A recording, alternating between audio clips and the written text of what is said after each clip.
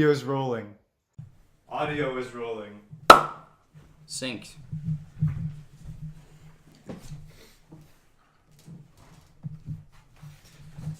Hello and welcome to Four Dudes in Winston's Basement, where we will be discussing how different factors influence U.S. military, diplomatic, and economic involvement in international and foreign affairs, both in North America and overseas.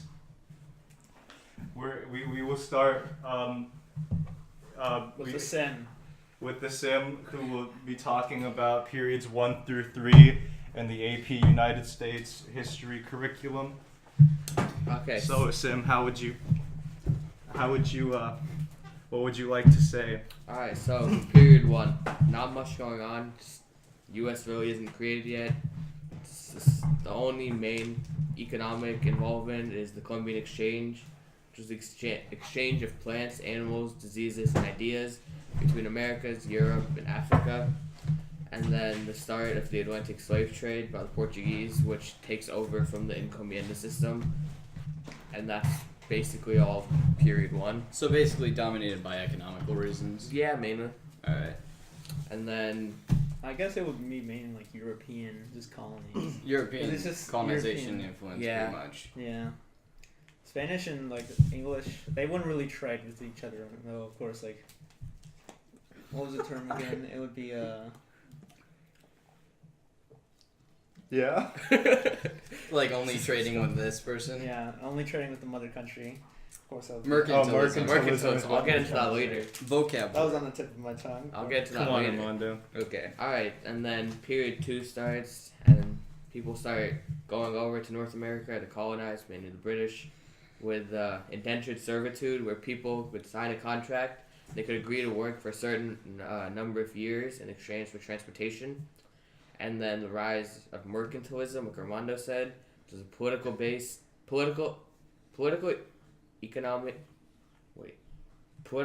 economy based on government regulation.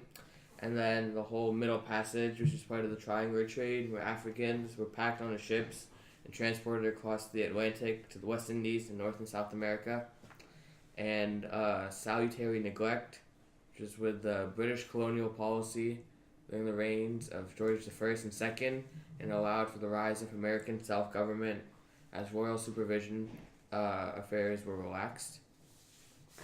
So really, there was only really economic because like the U.S. didn't really exist as a separate entity. Yeah, it's so pretty it much just a British It colony. couldn't really Yeah. have diplomatic or military like interests, No. at least not on this stage yet. If anything, military would just be with natives, like just. Yeah, I mean, just yeah. military Well, conflicts, like, but and that's it- not really international unless you consider like European influence. But that was like Yeah. really the only influence at that point. And like in addition to that, like with organization of military, there's pretty much nothing. It's just farmers with guns. That's pretty much true. Yeah. As well. Like, because the only kind of military force in North America at that point, in terms of the 13 colonies, is the Royal Army. Yeah, until we get into like another conflict with another nation, like the French and Indian War, we won't really see any military. Well, there's still no there's still no American-based. US involvement in that, Well, no, just American-based military. I mean, It's, okay, it's yeah. still the British Army. yeah. True. Alright, and then period 3 is where stuff starts to get crazy, with the British imposing the Tea Act, the Stamp Act, Quartering, Townshend, Coercive, Sugar, and Declaratory Act, and that all directly led to colonial resentment towards the British, which eventually led to the American Revolution. Grenville was responsible for the Currency, Sugar, and Stamp Act, which just the colonists hated the British for it, and then they wanted to start the non-importation movement to stop importation of British goods. And then the First Continental Congress and the Sons of Liberty were created to protest the Stamp Act. And the Second Continental Congress was created, and it governed through the war and created an army, currency, and eventually declared independence from Britain. Ben Franklin helped with that, as he was the ambassador to France during the Revolutionary War and negotiated a treaty with France. And the first battle of the Revolutionary War would be the Battle of Lexington and Concord. And then Washington's farewell address, when he warned against political parties and the formation of permanent alliances, which we see throughout mainly all periods, and ends with the XYZ affairs, which led to a quasi-war with France. So definitely the first interaction with France would definitely be a military-wise Yeah. to protect against British. Mm-hmm. And also just the revolt against England was because of economic reasons, because of all like the restricting like the end of solitary neglect and all the like imposing taxes. So that's like probably the main reason, if not also the diplomatic like non-representation, like no representation without, no taxation without representation, stuff like that. And into period 3, after Washington and Adams, they mostly did a neutrality policy with Europe. Jefferson did the same thing, but he opened it up more towards economic ventures, including like the Louisiana purchase with France acquiring the vast territory. That was around like $15 million. During the Napoleonic Wars, like in Europe between mostly Britain and France, they remained mostly useful or neutral. Calm down there, buddy. Napoleonic Wars is starting to creep into period 4. There's really not. Okay, anyway. And the only really military,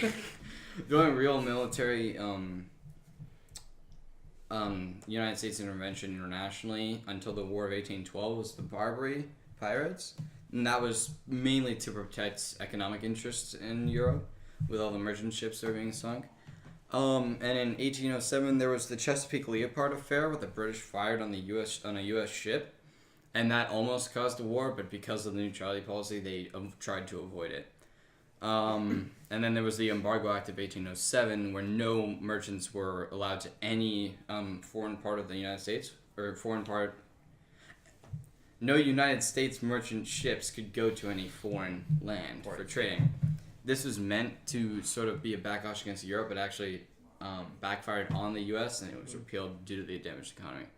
And so after that, James Madison replaced Jefferson, and to try and repair the economy but also stay out of the wars, he put into effect the Non-Intercourse Act of 1809, which basically said all countries except for Britain and France you could trade with. And then he had like a horrible bill called the Macon's Bill No. 2, which basically said that they'd pick a side if they would respect the trading in Europe, U.S. trading interests in Europe, they wouldn't trade with the opposing. But Napoleon deceived them, and so we embargoed Britain. But then he basically lied and still captured our ship and impressed our army. So it basically backfired, and that led into the War of 1812. For the people that don't know what impressment is, would you want to? That's basically when the British or the French, they'd take merchant ships and then say, you're a part of our army now. And then they'd have to join the British army willingly. It's kind of like military kidnapping, I guess. Yeah. It's not like they're going onto people's ships and impressing them whoa. They're not doing party tricks, right? No party tricks. Yeah, no party tricks. No party tricking. Wasn't impressment also one of the reasons why we started the War of 1812? That is one of the main reasons, because one, and the economic tensions between Britain that started with the Macon's Bill No. 2. Bacon's Mill. Because of the Macon's Bill, that made a huge economic tension with Britain, and that led to the War of 1812. So, most of the reasons were economic, why the War of 1812 happened, but there were also some diplomatic with the Revolutionary War. There were still a lot of tensions left there. Basically, there was the trade routes and also the trade routes. So, in the war in 1812, there were a couple of military escapades of the United States outside of the U.S. One was the invasion of Canada, which horribly failed multiple times. And then, in the United States, there was when the British Army burned down Washington, D.C. That was mostly military, of course, because it was a war, of course. And then in 1814, it ended with the Treaty of Ghent. Basically because they decided to just go for a treaty because the U.S. couldn't decisively win it and they were tired of going to war. And Britain was so tired with fighting a war on two fronts, with one in the colonies and one back in Europe with all the Napoleonic Wars, especially with France. So, one thing we forgot to talk about was with a Sims time period, with the actual establishment of the U.S. Army. with the Whiskey Rebellion and all those different rebellions, because with the Articles of Confederation, Congress couldn't levy taxes or form raise an army. So it's at this point where the U.S. military becomes more of like a standing army, professional army. It's not just farmers with guns. I mean, it still kind of is. It kind of is, yeah. They're still farmers and they have guns, but they get They're paid just for it. trained. They're more trained. They're getting paid. And the creation to of have Navy guns. in the War of 1812 to battle the British. Yeah. And also, fun fact: the Marine Corps is older than the U.S. itself. Wow. Because it was created in 1775 at the First Continental Congress. Just fun fact right there. Very fun Very fact. fun fact. Yeah. Basically, continuing, there was a huge lack into James Monroe presidency. There was a huge lack of international interest. Basically, he wanted to protect the home economy and introduce tariffs introduce the tariff.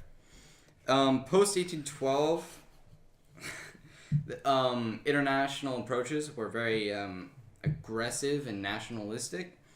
And Monroe Doctrine. yes, the Monroe Doctrine is one, but there were also things like 1817. There were limits on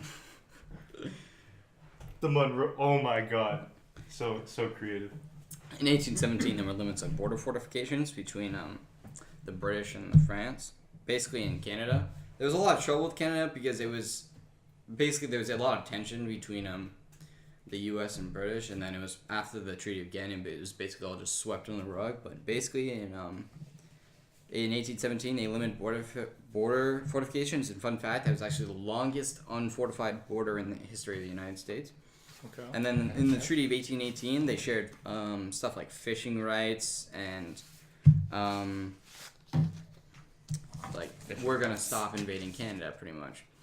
And then around this time, there was the creation of the Warhawks Party, and that was a huge significance towards our eventual side with our whole conflict with Spain over stuff like Florida because of Andrew Jackson. Stuff like that with trying to go into the border and stuff like that was a very aggressive approach. And because Spain was so stretched out at the time, there was a lot of lack of supervision in Florida. And so all the people in Florida were like antagonizing the U.S. and since they didn't really have a government to like blame. So then we like started talking to France. We're like, hey, stop that.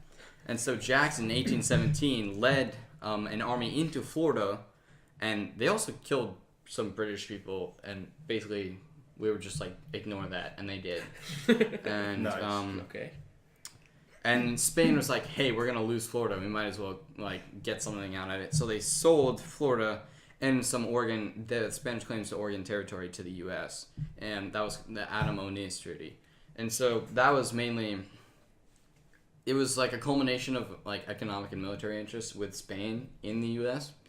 So that's mainly, then that was persuaded by the Warhawks. And so it was at this time where there was the Monroe Doctrine. Basically, it was in tandem with, it started as like a compact with Britain where we were both super scared of Russia. And so, and then, Yeah. and this actually, in the later time period, James Polk justified the Monroe Doctrine with his actions later with imperialism and stuff like that. And so, but then one guy in the U.S. was like, hey, we shouldn't actually include Britain in this, because originally it was supposed to be like, hey, no one except for us in Britain can come over here, and then we're just like, we cut Britain out of that, and they got kind of pissed. But anyway, Yes. but we used their, God save the Queen, and the U.S. basically, they cut Britain out, and then because the Navy couldn't interfere. Regardless, though, in terms, that was mainly diplomatic intervention.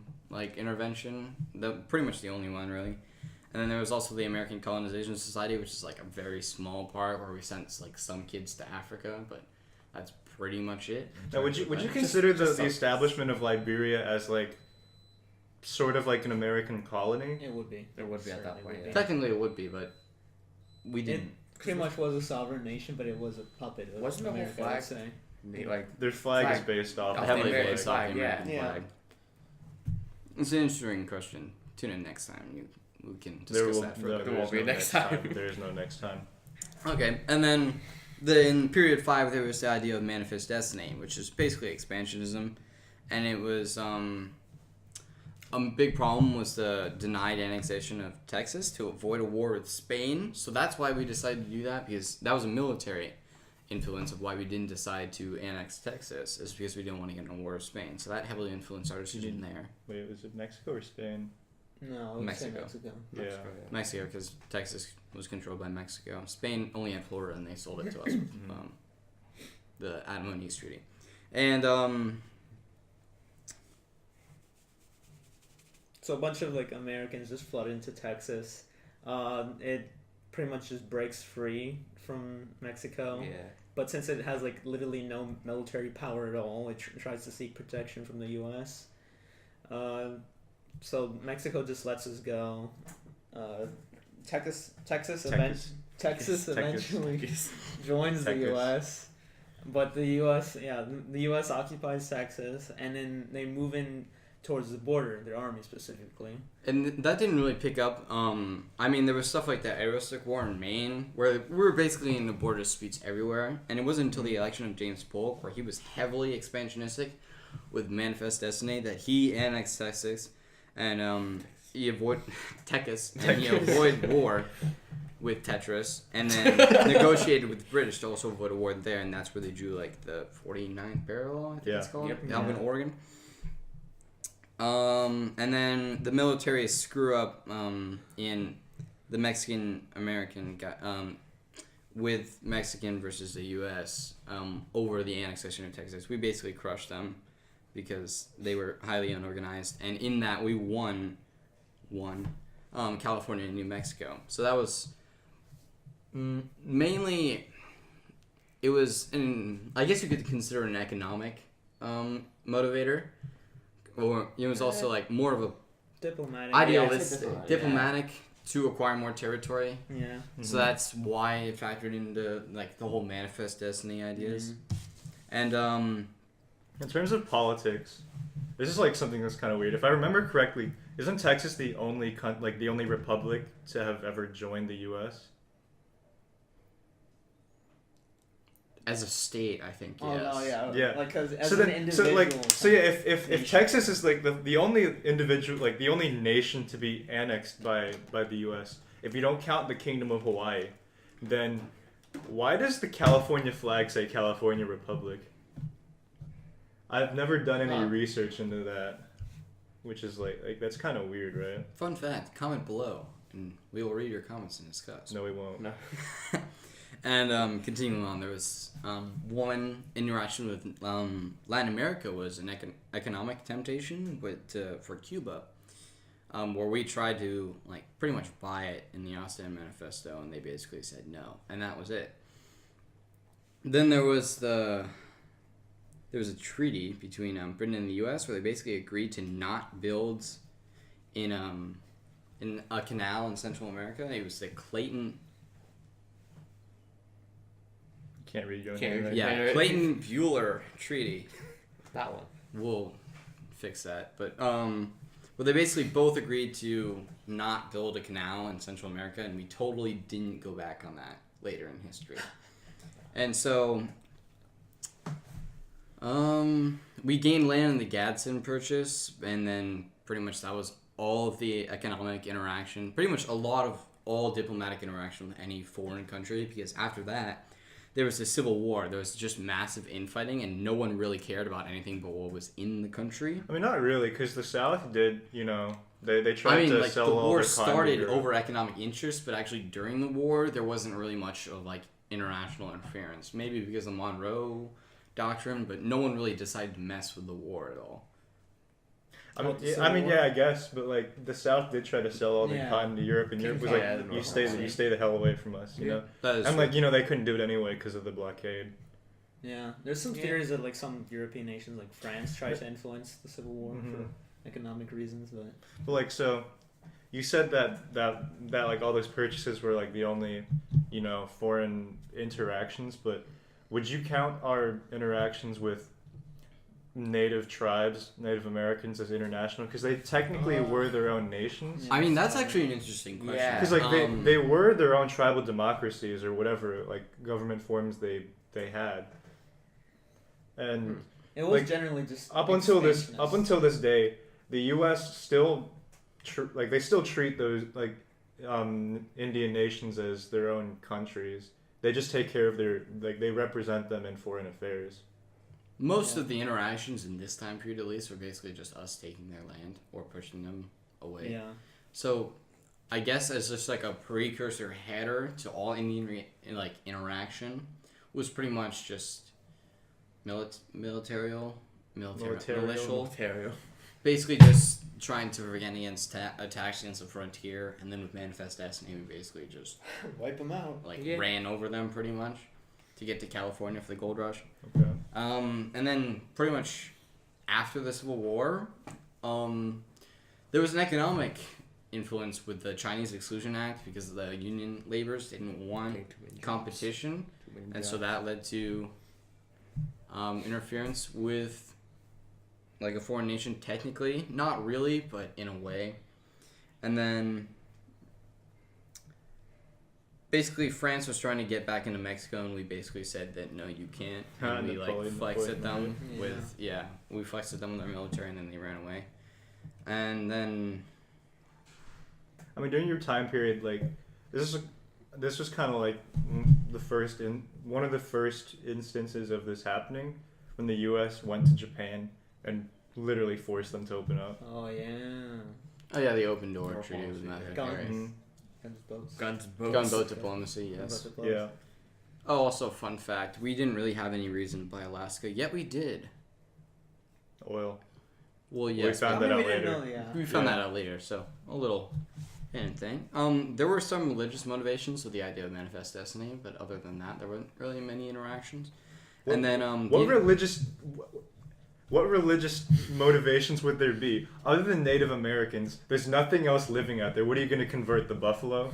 No, religious motivations of Manifest Destiny. Okay. I thought you meant like spreading Christianity. Oh no, to convert the buffalo. Non-existent population. The buffalo need to be Christian buffalo. Yeah. And then Wonder who did that. That one book, The Influence of Sea, greatly influenced U.S. involvement in later time periods, like in transitioning with the Hispanic-American War. I forget who wrote the book, but that's later in my period. People talk about that later. Somewhere in there. And that's the end of period 6. I might add to your period, Chris, by saying that it was a kind of minor incursion though, but Paraguay, and this would be an extension of the Monroe Doctrine, but Paraguay had a war. It was between both Argentina and Brazil. I don't know what led them to do this, but it was basically they were controlled by a military dictator, and somehow they thought they could take on the biggest countries in their continent. But eventually Paraguay did start to lose, although it was successful at first. Paraguay was being destroyed, and then U.S. President Rutherford B. Hayes did intervene, and then so this caused less territorial loss for Paraguay, but Paraguay does owe its sovereignty to that president, so they have an entire state or province named after Rutherford B. Hayes. I forgot what the true name for it is. But back to period 7. You're right. So with the Monroe Doctrine and pretty much the U.S. they're establishing this huge sphere of influence in the Western Hemisphere. What do you think the Central American and South American countries thought about that? Do you think that was the U.S. fabricating a casus belli, laying claim to the entire half of the world? Some of them, I guess, were glad for some protection. I mean, a lot of them were colonies that were established by European powers, and if they wanted their independence, the Monroe Doctrine would only help that technically.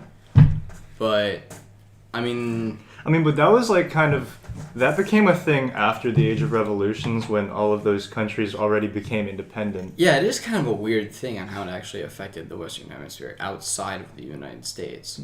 I wonder if that could have been a pretense for conquest. The pretense for imperialization? Yeah. That's why James Polk later used it to, Yeah. explain Right, Manifest Destiny, and then eventually the Spanish-American War. So it's Mhm. maybe it was like, I think at the time it was maybe just saying we didn't want anyone to interfere with like economic interests in terms of trade, maybe in Latin America. But then later it was used as an excuse to like. I mean, yeah, because like the Roosevelt Corollary. Yes. Mhm. Corollary. Uh-huh. All right, so by the end of the 19th century, Manifest Destiny is like kind of dying out as Americans are settling the rest of like You the- can't expand the into the water. territory. Exactly. We can't So get money. there's a new idea of a new frontier, which would definitely be colonies. The U.S. then intervenes with Cuba. Cuba wants to be independent from Spain, of course, so the U.S. intervenes. The USS Maine is stationed in Havana Harbor, or Havana, and it just blows up. We don't really know the reason why, but like, Internally Uh, exploded. yeah, the U.S. just sees it as a reason to declare war on Spain. And just as a precursor, this is a huge shift because we hadn't really gotten to a war with like an international power until like what, the War of 1812. Yeah. So this is like almost an 100-year period where we didn't get into any wars. Now, of course, that was mainly because of the Civil War, but still. I mean, okay, There was so a like, huge shift from isolationist to imperialism in this period, from 6 to 7, period 6 to 7. yeah. Well, I mean, not really. Like that wasn't really the shift. That was kind of like what started the shift. Yeah. Because like the actual shift was there wasn't really a shift actually. We were kind of catapulted into it when we got Cuba and the Philippines. and Yeah, after Guam. the American War. Because like we just kind of like we were kind of like thrust into the position of a world power. Yeah, it's like America doesn't like receive Cuba as a colony as sorts, It's but more it, like a puppet state. yeah, it definitely is a Yeah. puppet state. But it does receive the Philippines, Guam, and a bunch of other Pacific islands. Roosevelt corollary, of course, pretty much responds to the Monroe Doctrine and like expands it by saying that it can basically just do what it wants in specifically the Caribbean if any European nation like threatens the sovereignty of any one of those nations there. Then it starts with neocolonialism, of course, with for economic profits, with dollar diplomacy, and the U.S. specifically the United Fruit Company, of course, not like now it's just bananas or whatever. Isn't that the company that created Dole, or is that? I don't know. I don't It know. probably is. Probably, yeah. It's makes either sense. Dole or the one brand of bananas with like Chiquita like bananas. yeah, that one, Chiquita. So that basically leads to military incursions, sort of, in Costa Rica, El Salvador, and Guatemala. And Those were like, the banana republics. yeah, like you can't make us bananas, we're gonna make it, so you keep making us bananas. Now, do you think that was a good thing or a bad thing? Probably Like- bad for Yeah, them, but exactly. No, well, I mean, but we did kind of build up their infrastructure and. I mean, with a governments. huge economic power after the Civil War, there was like a lot of, like that was a huge enabler for U.S. intervention in other lands, and it could have Turn down had. the volume. It's really spiking. Yeah. It's really spiking. Really spiking. Wait, is that testing? Hello. We're not gonna hear it. We just that's a go bit off too of that. quiet, I'd say. Oh my god. Give us a moment. All right, That That is should that work. good? That should Okay, work. okay. Ah, Okay, that's a good Yeah. All one. right, back to it. With Okay, well, before you go on, like, so we went from isolationism to imperialism really quickly, and that was because of the start of the Spanish-American Yeah. War, right? yeah. Mhm. So would you say that journalism is to blame? Oh yeah, Do you think- yellow journalism. Yellow Do Actually, you think Yeah. fake news is the reason why we are the way that we are? okay, let's keep this. Cut it down a little bit. Yellow journalism definitely sparks outrage with a lot of people, even though it like did exaggerate a lot of claims and the events that occurred. Definitely sparks public interest into the expansion of the U.S. But there's Alfred Thayer Mahan. He theorizes that naval domination would in turn lead to victory on land. So the U.S. then starts creating a much larger navy, specifically with the Great White Fleet and Theodore Roosevelt. He pretty much orders the entirety of the U.S. Navy to just patrol around the world and show off how great we are. Weird flex, but okay. Yeah, really big Japan flex. didn't really like that. Yeah. The U.S. does involve itself in a lot of foreign affairs, specifically with Panama. We pretty much just buy the canal to despite some opposition of other nations. But we built the Panama Canal, and it is one of like the greatest engineering Engineering feats of the world. in the world. Yeah, but like that pretty much is owned by the U.S. for the next, I'd say, 40. And we 50 technically years. broke the treaty that I previously Yeah. mentioned with Britain, where we said we basically Yeah. wouldn't build a canal in Latin America, and then we went and built a canal in Latin America. Yeah, and then Regardless, though, it was one of the like biggest economic like inventions of the time. With all like these foreign interventions, it seems like the U.S. kind of doesn't care about the whole being neutral thing and permanent alliances, like what Washington said. I mean, like, it was the thing mainly is, economic intervention. I mean, but we still like the U.S. government still kind of cared because like we didn't join the League of Nations.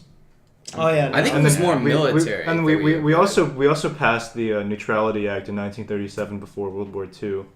Was it 37 or 38? No, I think 35 or 33. It's definitely. No, it was after After 36. that, yeah. Neutrality Act. Anyway, so the U.S., although it is like very interventionist, it only intervenes when it's best in its own interests. So this is shown in World War One because the U.S. does stay neutral until the sinking of the Lusitania and the Zimmermann telegram from Germany to Mexico. Of course, inviting Mexico to join the Central Powers against the U.S. and promising territory back to Mexico. This, of course, angers the U.S. and then it joins the Allies to defeat Germany. And then the end of World War One leads to the U.S. becoming truly a major world power as it becomes a creditor and loaning money to both the devastated allies and the Central Powers. But at this point, the U.S. does become isolationist. It doesn't join the League of Nations or any other organization. It does form a couple other treaties with different nations like Japan and Italy and Germany or the UK to limit naval power. And then the first Red Scare happens, which in turn leads to the U.S. pretty much closing its borders to other nations. But once the Great Depression hits, the U.S. does pretty much enter complete isolationism. This, of course, didn't help at all. Yeah. The idea would be that if you close off all competitors, U.S. industry would revive itself, but that didn't work very well. In the end, the attack on Pearl Harbor launches like the nation back into the foreign theater.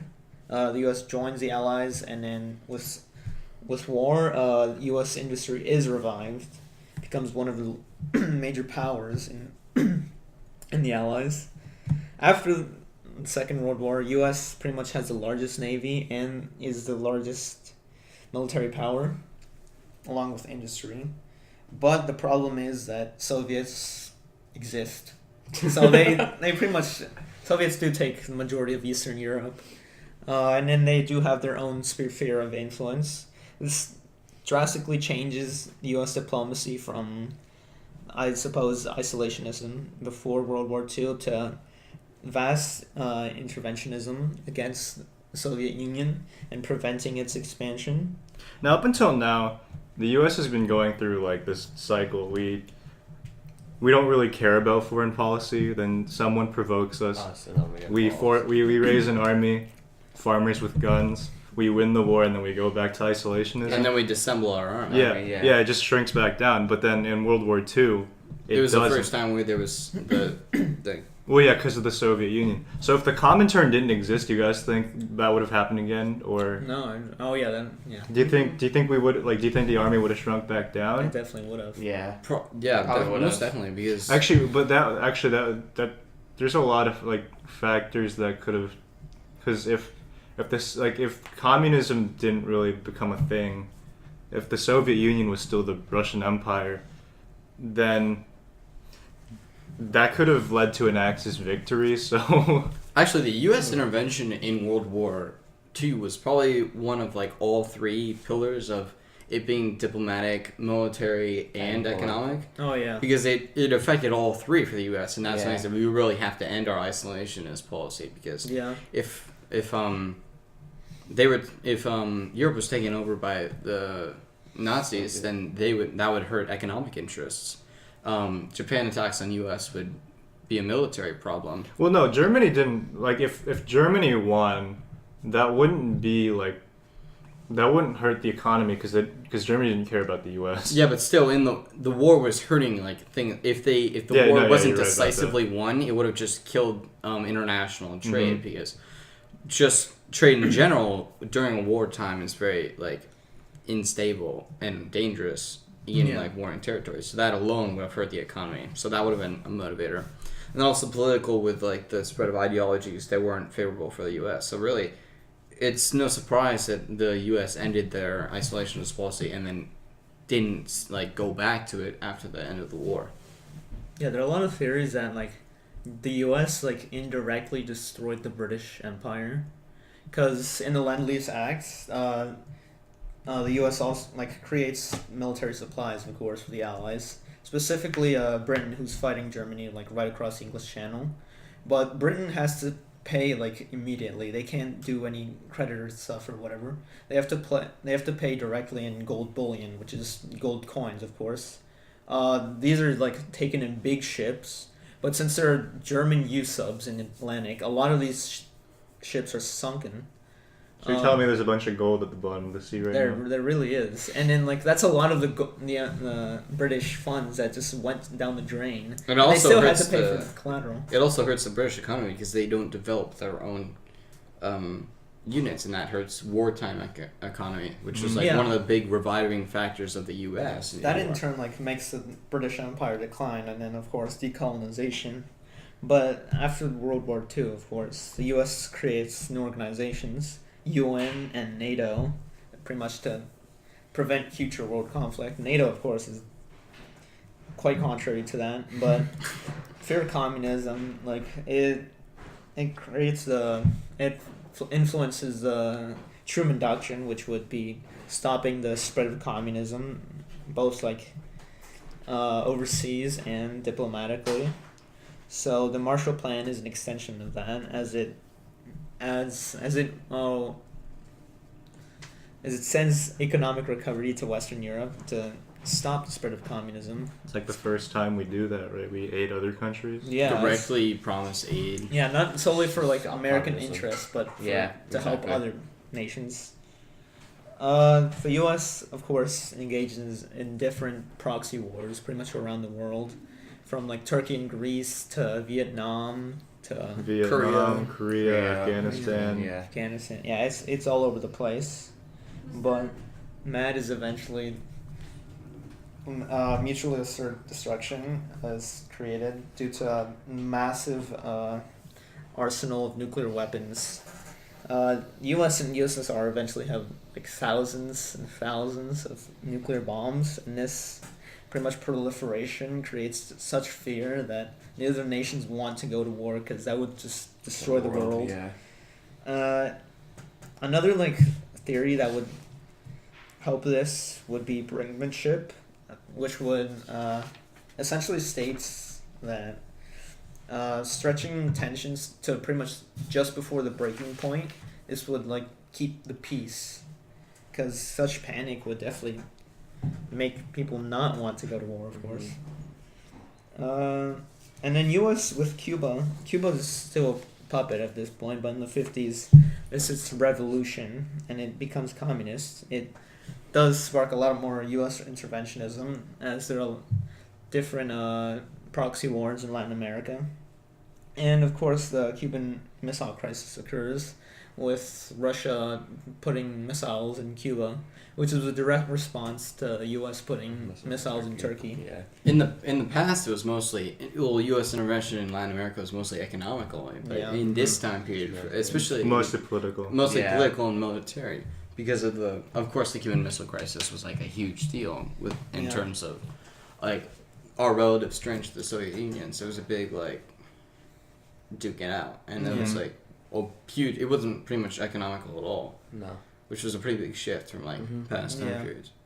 The U.S. of course does want to keep its like reputation as a powerful nation, but the Bay of Pigs, which was an unfortunate and like a very unsuccessful operation to try and overthrow Castro, that definitely undermined the U.S.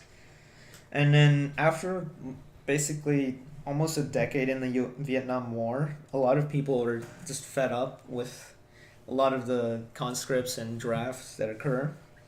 And there's a lot more public interest in education that occurs, and then there's a shift from the U.S. public like directly pretty much promoting and accepting what the U.S. government does to pretty much keeping it in check and having it protect human rights in general.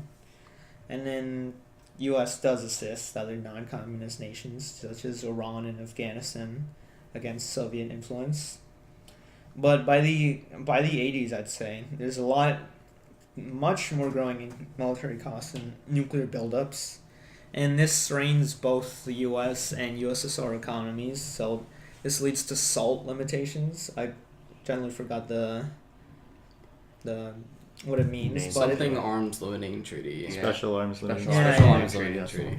So that limits nuclear weapons, and it starts opening up a new theater for diplomatic relations with the USSR, which was pretty much unheard of before. Like actual. When you said with it, really, like, there's a really tiny spike right there. We can level that. We can level that out.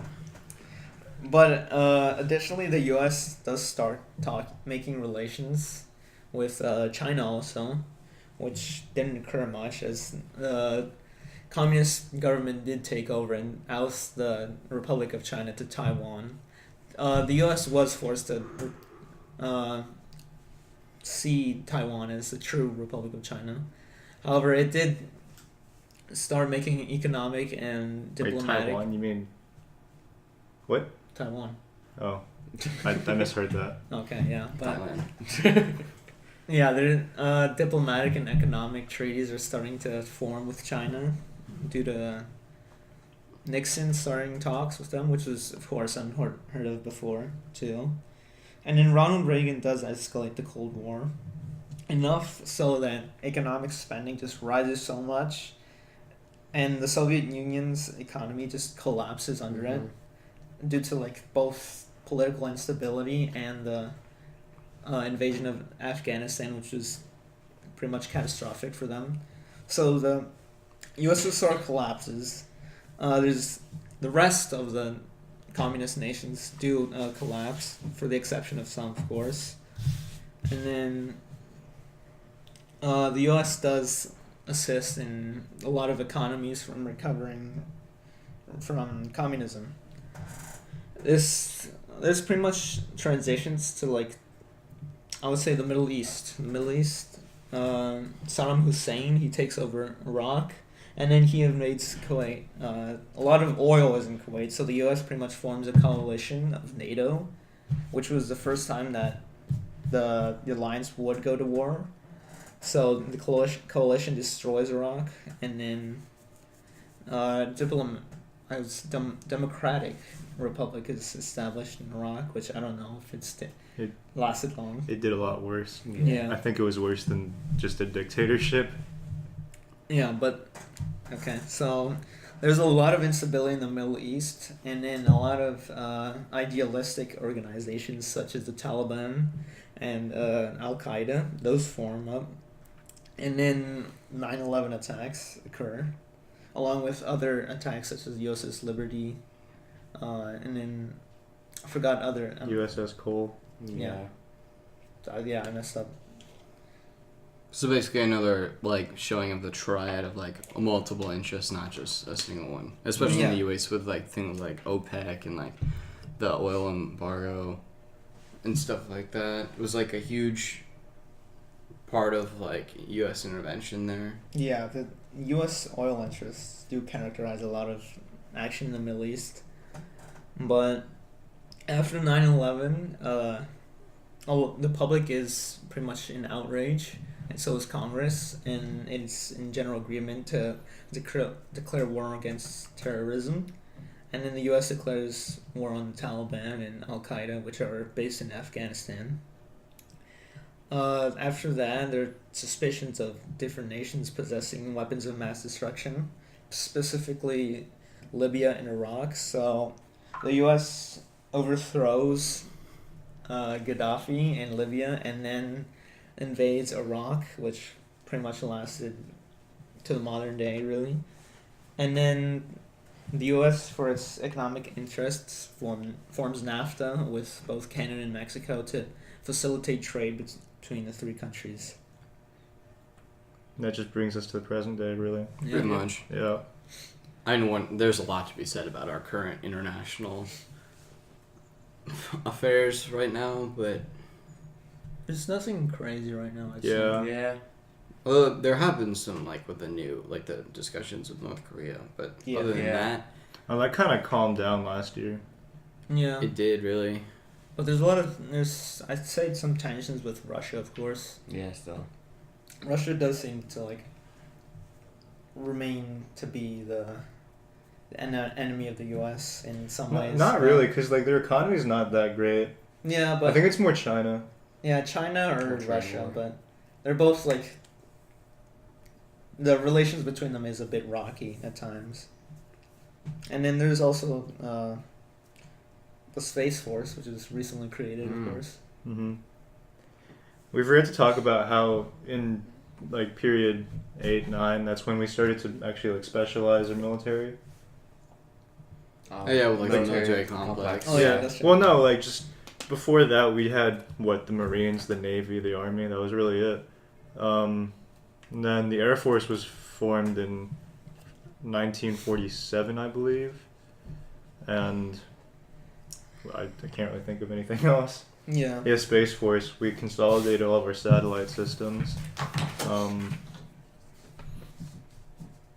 Yeah. Yeah, but this U.S. does seem to go in waves, of course, of intervention Yeah. and then isolationism, which sometimes, actually all of the times, isolationism does not work. Do you think we're like becoming more isolationist now as we're pulling out of the Middle East, and our president's talking about pulling out of Europe? Yeah, there's also, I think the argument's becoming a lot more valid, especially like with the current discussions now. Though Yeah. I don't know, it'll be a full revert back to Yeah. I don't know if we isolationism, but completely isolationism. probably less. I feel like U.S. intervention in the future. yeah, diplomatically we're definitely becoming a bit more isolationist, but economically we're still tied to the rest of the world. Yeah. Yeah. I don't think you can really reverse that anymore. Yeah. Yeah, and then the U.S. has also become like a debtor nation for the first time in pretty much a while since World War One. So that's unfortunate, I would say. Yeah, pretty bad. Yeah. Is that really it? Yep. I guess so. I mean, we could talk about general trends, but like Yeah. mostly it was just switching in between interventionism and isolationism. so. Yeah. I guess. I mean, like like if we were to talk about like turning points and factors that led to how we are today, what would you say? In terms of us switching from isolation to interventionism, it was almost always economic or military. It was either a war or like the acquisition of a territory, Yeah. and sometimes it was even like a territory that was acquired by the war, like in the Spanish American. So the only time, I guess you can count the proxy wars as an exception to that, because that we didn't really have any economic thing to gain from that. Mm-hmm. It was basically just ideological, which is Yeah. basically just the entire idea of the Cold War, and that was like probably I think the biggest exception in like that general trend. I feel like the main thing that, like the main reason why we are the way that we are right now is just because of the existence of the Soviet Union. Yeah, we've been talking for a while now. We should Oh, yeah. probably wrap this up. Yeah. Probably should. So Yeah. Almost 50 thanks for minutes. listening. Oh This my was- god. This was Four guys in Winston's Winston's basement. It's not actually my basement. Thank you for tuning in. Yeah. Thank you for listeners. tuning in. Thanks, Mr. Cooper. Yeah. Oh God. I have videos